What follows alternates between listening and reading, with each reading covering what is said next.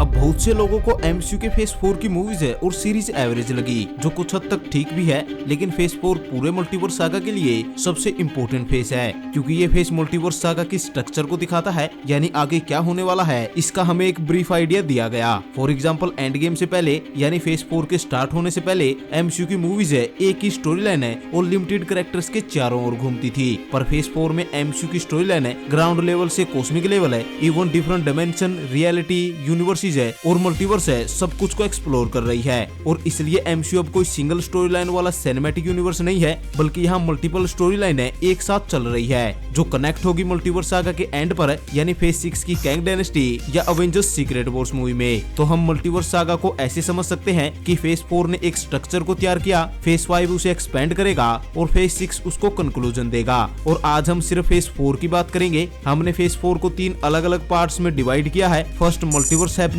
जिसमें Loki series, what if, no way home और doctor strange 2 जैसी मूवीज के इवेंट शामिल है। सेकंड ग्राउंड लेवल यूनिवर्स है, इसमें Falcon and the Winter Soldier, Hawkeye, Wakanda Forever, She Hulk, Black Widow और आने वाली थंडरबोल्ट्स जैसी मूवीज शामिल है। और थर्ड होगा कॉस्मिक बीइंग्स है और गॉड्स है, इसमें हम Thor, Moon Knight, Egyptian god, Greek gods है, सेलेस्टियल, इटर्नल्स है, इटर्निटी और मिस मार्वल और कैप्टन मार्वल जैसे सुपर हीरोज और गॉड्स की बात करेंगे। तो इन तीनों पार्ट से बनता है फेज 4, जिसकी आज हम डिटेल में बात करने वाले हैं, जिससे आपको ये पता चलेगा कि फेज 4 मल्टीवर्स सागा के लिए कितना ज्यादा इम्पोर्टेंट है।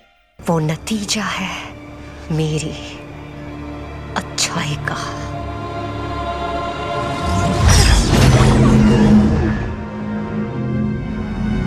तो सबसे पहले बात करते हैं मल्टीवर्स की, क्योंकि सब कुछ इसी के लिए हो रहा है और इसी के चारों ओर हो रहा है। फेज 4 की लोकी सीरीज में पहली बार अल्टरनेट टाइमलाइंस को दिखाया गया। साथ ही हमें ये भी बताया गया कि एमसीयू में जो कुछ भी अभी तक हो रहा था वो सब ही हू रिमेन्स की वजह से हो रहा था, या यूं कहूं कि वही सब कुछ करवा रहा था। एमसीयू में फ्री विल नाम की कोई चीज नहीं थी, सब लोग अपने डिसाइडेड पाथ पे चल रहे थे, यानी कोई भी अगर कुछ भी गलत करता यानी अपनी डेस्टिनी से अलग कुछ भी काम करता तो उसे मिटा दिया जाता टीवीए के द्वारा। और टीवीए को चला रहा था ही हू रिमेन्स, पर लोकी की लेडी वेरिएंट सेल्वी ही हू रिमेन्स को मार देती है, जिससे सभी को फ्री विल मिल जाती है, यानी वो अब अपने हिसाब से काम कर सकते हैं और उन्हें रोकने वाला कोई नहीं है। लेकिन सबके पास फ्री विल होने के कारण कुछ सुपरनेचुरल बीइंग गड़बड़ करने लग जाते हैं, या यूं कहूं कि एक्सीडेंटली कुछ गड़बड़ होने लग जाती है। इस मामले में सबसे पहले हमने डॉक्टर स्ट्रेंज को देखा। डॉक्टर स्ट्रेंज ने एक स्पेल की वजह से दूसरे यूनिवर्सिटीज के बीइंग्स को अपने यूनिवर्स में खींच लिया, जिन्होंने यहाँ पे खूब तबाही मचाई, जिसमें पीटर पार्कर की आंट में भी मारी गई। लेकिन ये इकलौता इंसिडेंट नहीं था, और भी बहुत सारे कांड थे जो एक साथ हो रहे थे, जैसे स्कारलेट विच अपने ट्विंस के लिए एक दूसरे यूनिवर्स की बीइंग अमेरिका सेविज को मारने की कोशिश करती है, और डॉक्टर स्ट्रेंज अमेरिका सेविज को बचाने की कोशिश करता है। और इन दोनों की मारने और बचाने की कोशिश में हमें इल्यूमिनाटी ग्रुप दिखा अर्थ 838 का, और ये पहली बार था जब एमसीयू में हमें मेन अर्थ है 616 के अलावा कोई डिफरेंट अर्थ दिखाया जा रहा था। खैर फेज 4 में मल्टीवर्स के बारे में इतना ही दिखाया गया, पर आने वाली एंटमैन 3 मल्टीवर्स रिलेटेड मूवी होगी, जो मल्टीवर्स के सबसे बड़े खतरे को हमारे सामने लेकर आएगी। कैंग द कॉन्करर, ये उसी ही हू रिमेन्स का वेरिएंट है जिसने एक टाइम पर पूरी टाइमलाइन को कंट्रोल कर रखा था। तो ओवरऑल एमसीयू के फेज 4 में फ्री विल दी गई, जो अच्छी बात तो है, पर ये कुछ खतरनाक चीजें अपने साथ लेकर आई है। तो मल्टीवर्स के अलावा फेज 4 ने एमसीयू में ग्राउंड लेवल यूनिवर्स को भी सेटअप किया, जो पहली बार दिखा falcon and the Winter soldier में, जहां हमें एमसीयू के कलर रेसिज्म है और एक ब्लैक कैप्टन अमेरिका को दिखाया गया, जिनके बारे में अभी तक हमें नहीं पता था।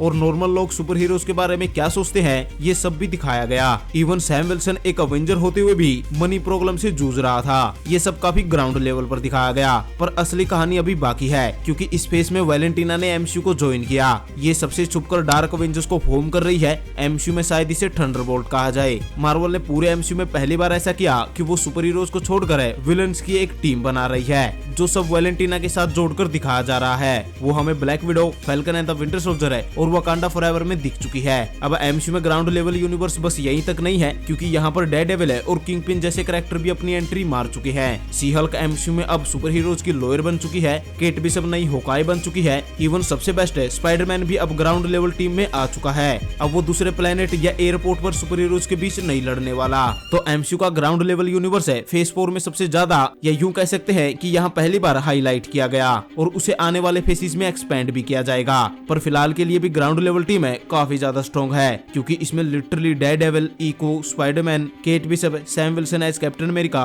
Winter Soldier, Sharon Carter, Zemo, Taskmaster, Yelena Belova as Black Widow, Red Guardian, She Hulk, Kingpin और मोस्ट प्रोबेबली जल्दी फिनिशर जेसिका जोन्स है और कैसी लैंग एज एंटमैन भी ग्राउंड टीम को ज्वाइन कर लेंगे। तो ओवरऑल फेज 4 में एमसीयू का ग्राउंड लेवल यूनिवर्स काफी ज्यादा दिखाया गया और उसे अच्छे से एक्सप्लोर भी किया गया। सो फाइनली हम बात करते हैं अपने थर्ड पार्ट की, यानी कॉस्मिक बीइंग्स है और गॉड्स की। तो सबसे पहले तो ये कॉन्सेप्ट मार्वल के लिए हमेशा से वीक रहा है, क्योंकि एमसीयू में थोर के अलावा कोई भी कॉस्मिक बीइंग या गॉड है इतना पॉपुलर था ही नहीं। पर फेज 4 में हमें इटर्नल मिले, इजिप्शियन गॉड मिले, ग्रीक माइथोलॉजी से ज्यूस मिला, साथ ही कुछ पावरफुल कॉस्मिक आइडेंटिटी भी दिखी जैसे वॉच और इटर्निटी, सेलेस्टियल है और गॉड द गॉड बुचर। ऊपर से शैंग-ची में हमें एक पॉकेट डायमेंशन भी दिखाया गया, साथ ही टेन रिंग अपने आप में एक कॉस्मिक वेपन की तरह है और मिस मार्वल के बैंगल भी एक तरह से कॉस्मिक एनर्जी को लिए हुए है और इसलिए शायद वो द मार्वल्स में दिख रही है, जहाँ वो मोनिका रैम्बो जो कि प्रोटॉन बन चुकी है उससे मिलेगी और ऑब्वियसली कैप्टन मार्वल से मिलेगी। अब इनके अलावा फेज 4 में हमें स्वॉर्ड भी दिखाई गई, जिसका काम है स्पेस और कॉस्मिक लेवल थ्रेट्स को रोकने का। द मार्वल्स और सीक्रेट इनविजन में हमें स्वॉर्ड और कॉस्मिक बीइंग्स के बारे में और ज्यादा बताया जाएगा। साथ ही गॉड्स के बारे में हमें हरकुलिस की मूवी या थोर 5 में बताया जाएगा। मून नाइट का सीजन 2 भी इसी कैटेगरी में आता है, यानी एमसीयू की गॉड्स और कॉस्मिक साइड को और भी एक्सप्लोर किया जा सकता है और उसे किया भी जाएगा, क्योंकि फेज 4 में इसे काफी बेहतर तरीके से दिखाया गया। तो ये थे 3 पार्ट फेज 4 के, जिनको मार्वल ने अलग अलग तरीके से अलग अलग स्टोरी लाइन में दिखाया, जो एमसीयू को एक नई डेफिनेशन देंगे, क्योंकि मार्वल ने ऐसा पहले कभी किया नहीं था। हालांकि इसके साइड इफेक्ट भी दिखे, जहां फैंस को कुछ सीरीज और कुछ मूवीज है इतनी अच्छी नहीं लगी। पर जैसा मैंने पहले कहा कि फेज 4 एक स्ट्रक्चर है जिसे और एक्सपेंड किया जाएगा और कंक्लूजन भी दिया जाएगा, तो तब तक मोस्ट प्रोबेबली ये सब कुछ इंटरेस्टिंग बन जाएगा।